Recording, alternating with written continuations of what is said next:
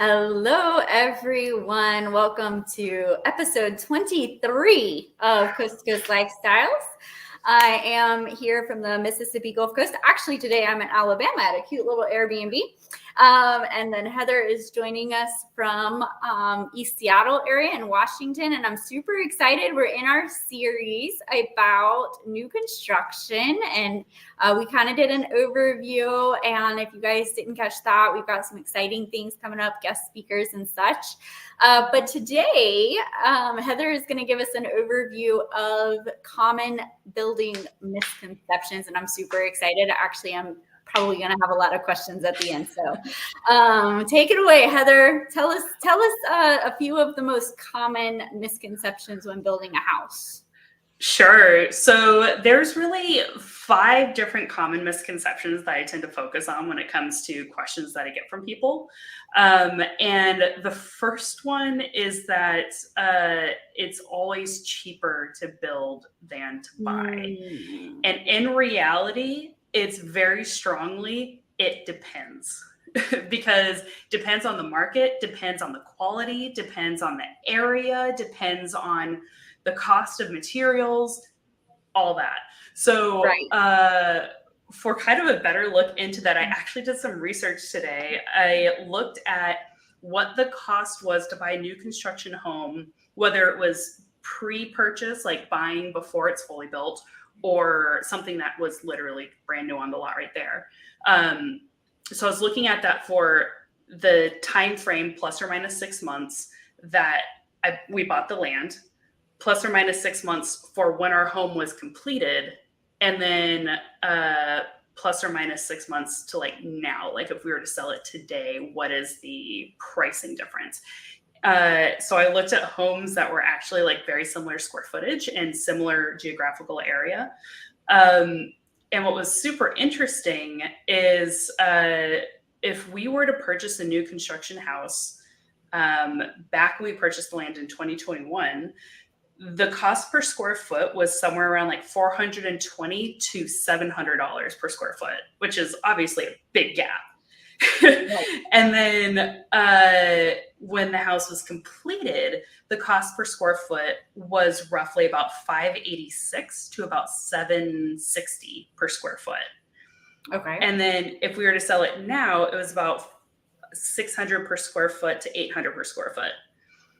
By comparison, our home, I did very rough math, but roughly our home cost about $650 a square foot. So we were smack dab in the middle of the cost per square foot if we were to buy a new construction home the same year that we bought the land. We were smack dab actually towards the higher end / in the middle if we were to have purchased the time that our home was done. And we're pretty much on the lower end if we were to like sell our house today. And part of that is because of appreciation and how that works. But what's particularly interesting is what some people are aware of. Like, I know a lot of people are aware of that during a certain point in COVID, like a piece of plywood was like 10 times more than it usually costs. And unfortunately for us, the core part of our build was during COVID, where there are so many material delays. And there were some things where we got really lucky and we purchased items like right before they had their massive price increase. But like with our wood, for example, for all of our framing, we purchased it like basically there is a really, really high, and then there were kind of like a couple of like weird dips before it actually plummeted back to semi-normal. We purchased during one of those initial dips. Mm-hmm. So it definitely was not the cheapest we could have gotten wood, but it wasn't the most expensive either. But I say that because that $650 a square foot was really high considering the price per square foot of when we would have, like if we were to purchase a pre-built home when we purchased land versus like if we were to buy in 2023 when our house was actually completed. We're at the high end of both of those, and that's partially why. But another potential reason for that is, again, quality, right? So a lot of mass builders buy mass bulks of materials so they can use it and resell it for much, much, much cheaper than if you're doing your own custom construction and you're buying piecemeal here and there as you need it. And so it's going to be a lot more expensive. So all that to say, that massive rant is it really, really, really depends on if it's actually cheaper or if it's going to be more expensive. It depends on the size of your home, the area, the quality of materials, the amount of materials, all that, like I said. So that's probably the biggest misconception that I'm always correcting. Right. Yeah. The next one is that mass builder build quality is going to be pretty much the same as your custom build quality. And that one is, again, a depends. However, typically, if you're building your own custom home, you're going to be more inclined to use high quality pieces because you want to know that the time and effort you put into your own custom home is going to last you for your entire life. And unfortunately, mass builders tend to use cheaper products, cheaper manual labor, cheaper execution of things so that it doesn't have to look as nice. So again, it depends because you can say, hey, I want to build my own custom home, but I have this much of a budget. It might be on par with mass builders. It might even be lesser quality than mass builders. But most people I know that are building custom homes are putting money into it because they want the best product on the other side that's going to last them for their entire lives. Because if you're going to spend 3 years of your life building your own home, right? Like you don't want to make it something that can only be lived in for 10, 20 years. So yeah, that's another big one. Financing is another one. Like financing is the same whether you're doing mass construction or like purchasing a mass construction pre-made building versus building your own custom home, right? Which is not the same. So we've not be further from the truth. Oh my God. It's and so we are actually going to talk about this more in depth next week when I bring on a lending partner of mine who does a lot of different kind of construction loans. But it is definitely very, very different. So if you're purchasing a home that is already built and being sold, it's probably going to be a standard loan like you would purchase any other home. But when you're building your own home from scratch, you have to think about how you're going to pay for the land. You have to think about how you're going to pay for a build loan and if/when and how that transitions to a standard like 30-year conventional after the build is complete. Like, and oh, by the way, whenever you get a loan for anything, there has to be collateral for the bank. So what is collateral? Sometimes it's money. Sometimes you can use the land. It depends what you own outright and what the cost is and all that fun stuff. So there's so much more to financing than people think when it comes to building a home. And the other big thing with financing or just money in general is you have to have a lot better control of cash flow when you're building a home, or as Cassie knows, rebuilding a home. Like you have to, at least when it comes to new build loans, you have to be the mediary between, hey, my contractor needs money, and oh, the bank is paying me to pay the contractor. Because at least for us, how it worked with our loan is a contractor needed money. They need 50% up front and 50% once the job was completed. So we had to fork out 50% of our own cash for them to even start. And then usually we even had to front the other 50%. So basically all 100% once they were complete, and then submit to the bank saying, hey, this line item is complete, please pay us so we can pay our contractors. So then we essentially had to front all of that money, which sometimes was as little as $10,000, sometimes was as much as $200,000. And we had to front all of that while we waited for the bank to pay us back.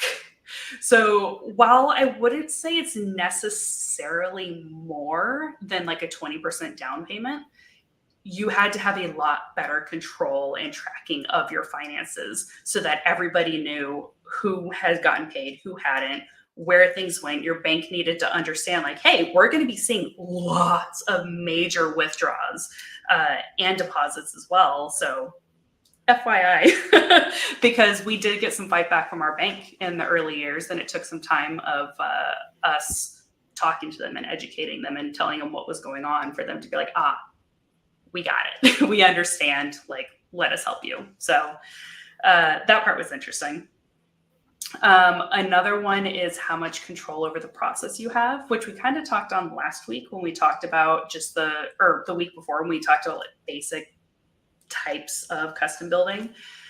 Is if you are purchasing a custom home that is not built yet, but it's being done by a mass builder, the most custom that you can truly get is, hey, do you want the dark package or do you want the lighter material package? That's about it, usually. While with custom home building, it's control over every single part of it. What kind of drywall do you want? What kind of siding or roof do you want? What kind of sheathing do you want on your house? Do you need a vapor barrier of any kind? What kind of vapor barrier do you want? Like things that go over most people's heads. We're like, oh my God, what is the best vapor barrier? I don't know. Like let's learn about vapor barriers and try to figure it out. Like there's so much control to the point where it almost drives you crazy, but it's fun. And then the last big one is the timing and effort are about the same, right? The timing is the biggest misconception, I think, because if you're purchasing land with the intention to build on it, full custom, you're the one who has to purchase the land, do the feasibility studies, get all the permitting, get all the designs, and then actually build the house, and then make sure that you have your certificate of occupancy at the end. Which is a lot. Like that takes 2 to 3 years, give or take, depending on where you are and the size of your home. But when you're buying a home that's already pre-made, or let's say you're buying a home that has plans for it, the builder is they're going to start building it after you. It's almost like purchasing a package, right?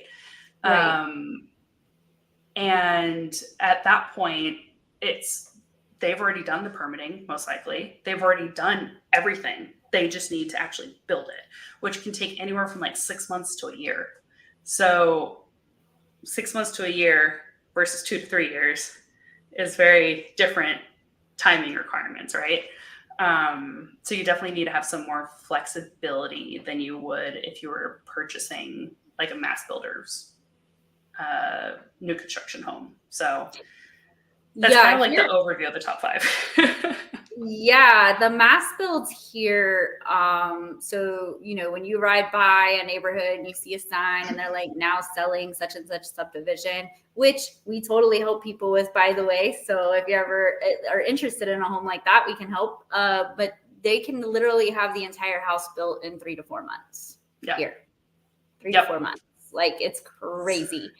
I've got one actually under contract right now that they just got the permit last week, I believe, and it's scheduled to be completed in August. So it can be super fast. So it's definitely a completely different experience. And the other thing I wanted to say, we're going to talk about financing next week, but one thing is that, if you buy a house and it's already built, that's very low risk to the lender. But a construction loan that you could throw your hands up at any time and tell them to take it back, and who knows what kind of stage of construction, is a higher risk. So plus, obviously, it's not your home because you don't have certificate of occupancy yet. So it's a much riskier loan, so they can be harder to get to. Yeah, so exactly. Harder to get. So it's not always. So there's a lot of things. And then like you were saying with the customization, it's sometimes people are like, I want to buy this house. And then they're like, can we do this? Can we do that? Can we modify this, modify that? Like in one of those neighborhoods. I'm like, no, this is priced differently because it's not customizable like that. But if you want options like that, we can look at doing a custom home. So definitely a different experience. So I have a few questions, but my biggest one is,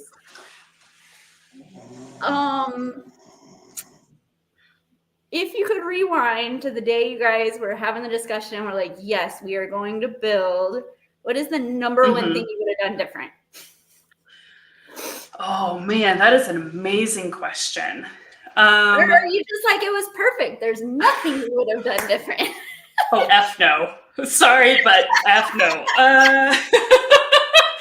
I would say the biggest thing was honestly the financial aspect of it. Like that was by far the most stressful part about it. Because again, like they recommend you have at least 10% of the build cost on hand. And that's only for how much you're being loaned. That does not cover overages. That does not cover anything else. So our money flow was so bizarre, and we were not prepared for the money flow to go the way that it did. And so that was definitely our biggest stressor by a significant margin. So yeah, if I were to go back, I would better educate myself on how the money flow works and better financially prepare ourselves for that process. Because again, like sometimes it's $10,000, which is not a big deal. Sometimes it's $200,000, which is a major deal. Like very few people just have $200,000 that they could go, here you go, here's 50%. And like, okay. So it's yeah, that part was definitely something I would have changed. The number one thing I would have changed. Yes, even on our remodel we just did, which wasn't the biggest remodel we've done by far, and even then we had a little robbing Peter to pay Paul kind of situation going on a couple times where we're like, let's take money and rearrange this. And so yeah, that I can only imagine on a new construction when you're dealing with much bigger dollar amounts. Oh yeah, there's definitely a couple of Robin Peter to pay Pauls that happened with that kind of stuff. So that being said, I want to be sure. I'm going to go ahead and ask you my next two questions because I want to clarify. Would you do it again if you could rewind? Because and now that you've had the experience, would you do it again in the future? It depends if you ask me or my husband. I personally say I would. I would not do it anytime soon. Like I would not just go buy something tomorrow. I need some break. But I would say that I learned so much, and the things that actually matter, the things that don't, the best way to approach certain things, the best way to record certain information, which was a big one as well. I learned so much that I do think I would totally do it again. But again, you need to get a little bit of a break before I will do something like that. If you ask my husband, he's always on the fence. He's like, well, maybe, but no, but maybe, but no. Well, I'm like, yes, I totally would. Because I do feel like I'm better prepared. Like a lot of the things that you're told by other people who have built a house, a lot of it, you're like, okay, yeah, whatever. That makes sense. That's understandable. But like actually going through it and being like, oh, that's what they meant. Oh, it really just does take experience to figure out like what people truly mean when they give you certain feedback about building. But yeah, I don't know if that truly answers your question, but yeah, no, the short answer is yes. It totally did. So one thing I think we had talked about this before. I can't remember if it was in an episode or offline, but how you always hear about the financial, not financial, financial too, but relationship stress that it can cause in your relationship. And people tend to think, I just want to point on this because we were talking about misconceptions. People tend to think it's because you're arguing about, do we want this kitchen faucet or that kitchen faucet? But it's really kind of a different thing that can cause some tension. So do you have anything you want to say on that? I mean, yeah. So that is the interesting thing. And exactly to your point is we were told that like, hey, building a house will test your marriage. And a lot of people legitimately divorce over things like building a house. And it sounds silly, but it's true. And again, like to your point is a lot of people assume it's because, oh, I don't want that wall to be blue. I want it to be green, or I don't want that faucet. I want this faucet. But really what it is just the entire stressful situation, which for us and for a lot of others tend to revolve around finances. Mm-hmm. Financial stress is unfortunately one of the most significant stressors a lot of people have in their lives. And then you multiply that by like 10 to 100 when you're going through a big project like this. And it's just the stress of timing, the stress of materials, the stress of costs, the stress of just everything that's involved, is what tests it. It's not the individual decisions, it's the project as a whole that creates such tension between you and your partner. And it definitely takes a special kind of relationship to make it through something like that. Like if it was literally anybody else, I don't think we would have made it through that build. If I'm being totally transparent and honest. Yes, sadly, you see a lot of new construction homes for sale because the relationship did not make it through the process. So that's definitely can be a challenge. I would say that's the other thing with kind of more the mass build. If someone, they just want a new house. They don't care about every single thing. They just want a new house with, a new roof over their head. You're really, pick a color here, pick a color there, but pretty much it's hands off and $0 other than your earnest money or maybe some option fees. And then you're getting a regular loan at the end. So financially, and like, if you got a lot going on in your personal life and you've already got a lot on your plate, that's another thing really to consider which way to go with it is, the extra time. And Heather, I know like you and I, we're in a commission-based, industry. Our compensation for time is money. So you have to look at when you're self-employed, especially, or a business owner, is the time that it's going to take away. And then that could be additional financial pressure when you might have been out selling a house, but instead you're deciding what type of vapor barrier to use. and then all of a sudden, your income has an adjustment during the process as well. Yep. So, all right. So last question, if someone is kind of on the fence with which way to go, do you have any final last words on the matter as far as do it, don't do it, outside of what we talked about, your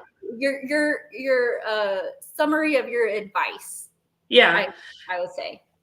So it does partially depend if it's a single person versus married or married with children, for sure.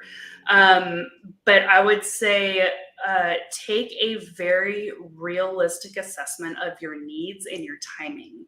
Because if you are like, hey, I would ideally like to be in a place within a year for whatever reason, buying a new construction is probably your best bet.